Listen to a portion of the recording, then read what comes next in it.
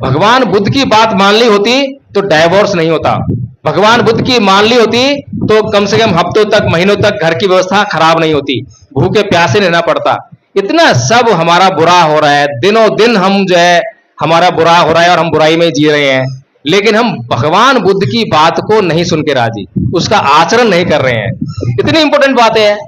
और अभी ये चरिंदा है कि ना ही वेरेन वेरानी संबंधित आचरण अवेरन च संबंधी ऐस्थमो सनतनो, कि वैर से कभी वैर शांत नहीं होता, अवैर से ही वैर शांत होता है। कितनी बड़ी बात है। लोग बोलते हैं कि ईंट का जवाब पत्थर से दो। किसी ने आपको गाली दी तो गाली दो, उसे मारो, उसे पीटो, यही तो प्रक्रिया चल रही है। This is the practice in our life, in our daily life. जब से हम पैदा हुए हैं इसी बात का हमने अभ्यास किया है। कभी इसके विपरीत जाके सोचा भी नहीं है। कभी हमने सोचा भी नहीं है कि कोई मुझे गाली दे तो मैं गाली नहीं दूं। कभी सोचा है किसी ने? तो हम बौद्ध कैसे हैं? हम तो हिंदू ही हैं। एक हिंदू ही सोचता है इस तरह की बात है, वही लड़ने मरने की बात करता है। लेकिन मोदी जी भी जब चीन उन्हें आंख दिखाता है तो उन्हें बुद्ध की बात याद आती है। तब वो कृष्ण जी की बात याद नहीं करते। वो नहीं कहते कि चीन अधर्मी है, चीन ने पाप किया है, चलो दागो मिसाइलें करो, हमला नहीं कहते, क्योंकि जानते हैं कि हमला करने के दुष्परिणाम होंगे। होता है ना ऐसा? यही बात को अगर हम समता में रहकर हमेशा उसका समान व्यवहार करें। अरे भाई, कोई ताकतवर व्यक्ति मेरे सामने आ जाएगा तब मैं अहिंसा का पालन करूं, तब तो करनी पड़े, मजबूरी है। जब कोई मैं अहिंसा का पालन तो ना कर रहा हूं, मैं तो अपनी कमजोरी का पालन कर रहा हूं। बात तो जब बन जाए जब मुझसे कमजोर व्यक्ति हो और वो मुझे गाली दे और जब मैं अहिंसा का पालन करूं, यही तो समता रहेगी ना। तब पता लगेगा कि हाँ, मैं वास्तव में धर्म का पालन कर रहा हूं। मैं सबके साथ समान व्यवहार करता हूं, चाहे कोई ऊंचा है, नीचा है, गरीब है, अमीर है, शरीर से मजबूत है, कमजोर है, इस बात से फर्क नहीं पड़ना चाहिए। मेरा व्यवहार जो है सम्यक होना चाहिए, उचित होना चाहिए, सबके लिए एक जैसा होना चाहिए, न्यायोचित होना चाहिए। तो मुझे कहीं पर भी कठिनाई का सामना नहीं करना पड़ेगा। अब ये बातें एक बौद्ध के लिए तो अच्छी लग रही हैं और बौद्ध लोग होंगे तो उनके बीच तो पालन हो जाएगा। लेकिन बौद्ध लोग नहीं है, अबौद्ध लोग हैं, मेरा पड़ोसी हिंदू है, सामने हिंदू है, इधर भी हिंदू है, तब क्या होगा? तब तो मैं खतरे में रहूंगा। मैंने बौद्ध धर्म जान लिया, सीख लिया और मैं पालन कर रहा हूं, तो सुखी हूं क्या मैं? सुखी हूं मैं? बताइए कितने लोग मानते हैं कि अगर मैंने बौद्ध धर्म का पालन करना शुरू कर दिया तो मैं सुखी हो जाऊंगा? सुखी हो सकता हूं क्या? नहीं। क्यों? क्योंकि अभी मेरा समाज जो है वो बौद्ध नहीं है, और जब मेरा समाज बौद्ध नहीं है तो मुझे पर हमेशा खतरा बना हुआ है। वो हिंसक है, अगर हिंसक है उसके बाद तलवार है, भाले हैं, बंदूक है, तो उसका इस्तेमाल करेगा ना, मुझ पे भी कर सकता है, तो मेरा जीवन भी खतरे में है। इसलिए मुझे चाहिए कि बौद्ध बन गया मैं घर पे ना बैठूं, अपने पड़ोसी को भी बताऊं कि भाई तू भी बौद्ध बन जा। बौद्ध मत बन, बौद्ध बन मत बन, कोई फर्क नहीं पड़ता। बुद्ध ने बौद्ध नहीं बनाए, बौद्ध बनना हमारी जरूरी हो गया, जरूरत हो गया है। क्योंकि ये जो संसार है ये वर्गों में बटा हुआ है, धर्मों में, जातियों में, इसमें वर्ग बने हुए हैं, और एक वर्ग का इंटरेस्ट दूसरे वर्ग के इंटरेस्ट से टकराता है।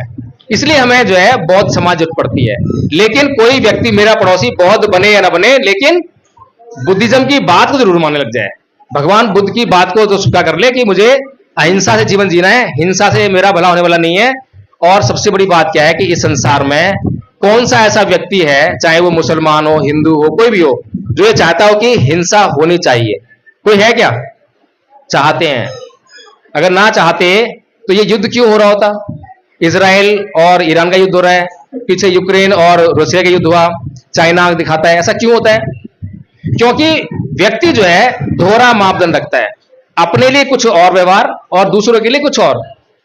अपने लिए चाहता है कि मुझे लोग सब सम्मान करें, मुझे कोई गाली ना दे, मुझ पर कोई क्रोध ना करे, मेरी कोई हत्या ना करे, लेकिन सब पर चाहता है कि मैं धौंस जमा के रहूं, है ना? दोयम दर्जे का व्यवहार है। ऐसे ही मेरी तो कोई संपत्ति चुराए ना, लेकिन सबकी संपत्ति मेरे पास इकट्ठी हो जाए, मैं सबका मालिक हो जाऊं। मेरी बहन बेटियों से कोई भी बदतमीजी से व्यवहार ना करे, गलत आचरण ना करे, लेकिन मैं सबकी बहन बेटियों को छेड़ता रहूं। ऐसा ही व्यवहार है ना, दोहरा आचरण है। मैं, मुझसे कोई झूठ ना बोले, लेकिन मैं सबको बेवकूफ बनाता रहूं। मैं तो कितनी भी दारू पीऊं, नशा करूं, लेकिन कोई जो है संसार में नशा ना करे, प्रमाद ना करे, सब जो है बिना आलस के अपना मेरी सेवा में लगे रहें, ऐसा हम जो है दोहरा आचरण करते हैं, चाहते हैं। इसीलिए समाज जो है अशांत है।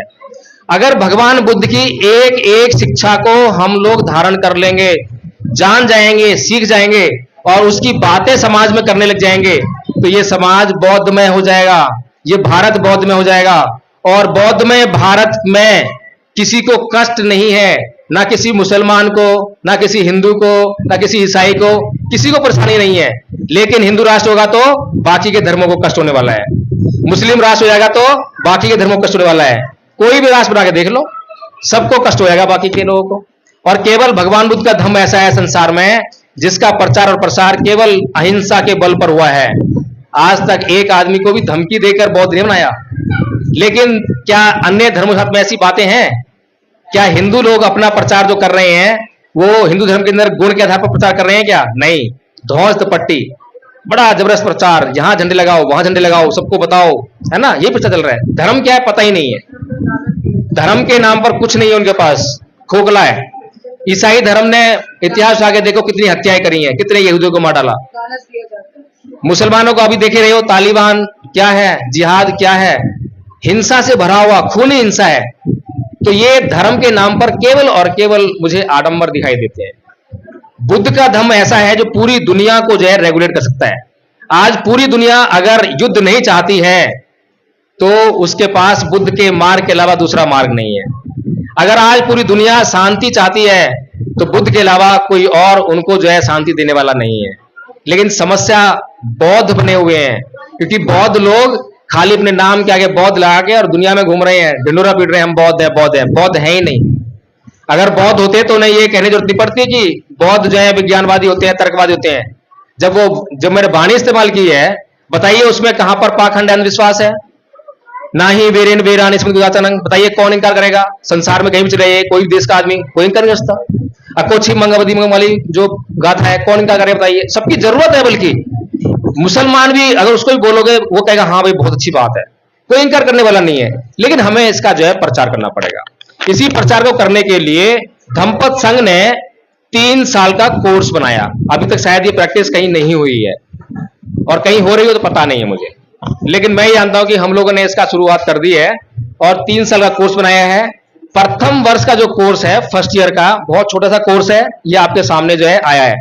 इसमें आधा कोर्स आपको आता ही है, जैसे क्षमा याचना सबको आती होगी, क्षमा याचना, शील याचना सबको आती होगी, नमन, तीसरन, पंचशील, धम्मपालन गाथा आप लोगों ने करी है, ये तो आपको आता ही है। इसके अलावा इसमें केवल धम्मपद की पहली 5 गाथाएं और शामिल है। इतना सा कोर्स बताइए आप लोग जो है एक दिन में कर सकते, इतना कोर्स कर लेंगे।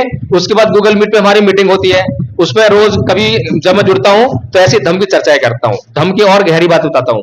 जब हम धम्म को सीख जाएंगे तो हम अपने चारों तरफ जो है इन बातों को करने लगेंगे।